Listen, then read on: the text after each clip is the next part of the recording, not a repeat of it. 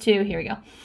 When it comes to physiology of the lungs, and I think they're fundamental to understanding how the lungs work. First of all, I got this fancy new fitness watch for my birthday, so I'm showing it off because I've never had one of those fancy fitness watches, and now I have one, so I feel kind of special. And I only have 6,000 steps today, which is pretty pathetic for me, but that is okay.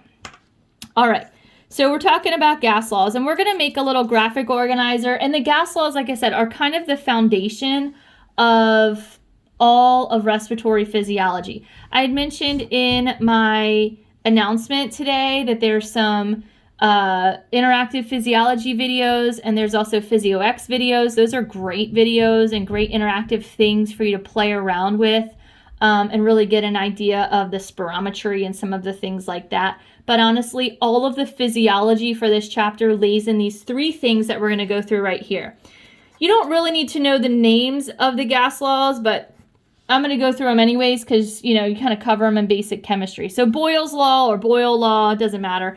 The big idea with Boyles Law is this inverse relationship between pressure and volume. So as pressure goes up, or I should phrase it the other way. As volume goes down, pressure goes up, right? And vice versa, right? And so you also have the situation where as volume goes up, pressure goes down. And this refers to the lungs, of course, as we're talking about expanding and contracting the lung capacity, the lung volume. That is going to play a role in how what the pressure is inside the lungs, and that will ultimately determine where air moves, whether air is coming in or air is leaving.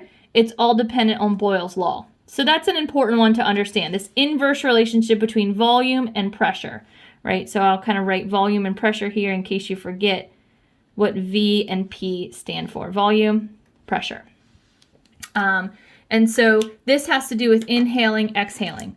Second major law is Dalton's Law. So Dalton's Law is, sorry, I'm going to take a drink real quick. I got those like spring allergies, and because I was out all weekend, it's not really helping. I was out all afternoon also. So Dalton's Law is all about partial pressures. And so the concept with Dalton's Law is that there are different gases in the atmosphere. And if you add up all the partial pressures of all the gases in the atmosphere, it's going to equal total atmospheric pressure.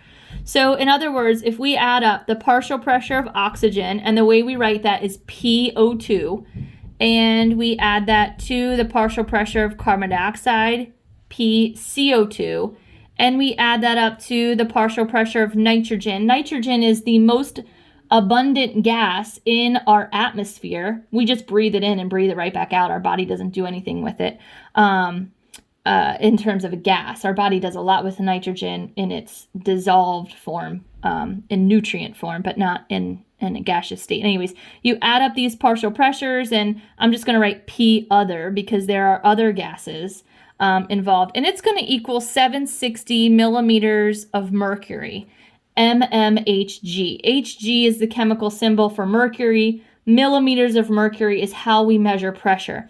This is atmospheric pressure, and this is what they measure like on the Weather Channel when they're telling you the pressure's rising or falling or whatever. It's all based on 760 millimeters of mercury. They probably use a different unit.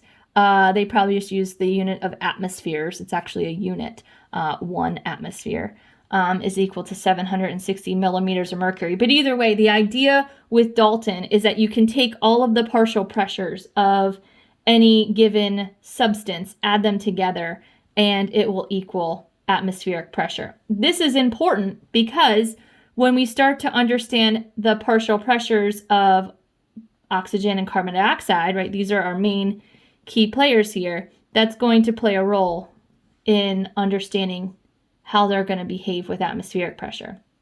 The last gas law, and probably, it's not the most important, but it's definitely, I think it's probably more important than Dalton's. Boyles Law is super important for respiration, inhaling and exhaling. Dalton's Law is important when we're talking about gas exchange. But Henry's Law, this is really what respiration is all about. So Henry's Law is what I call the soda can law.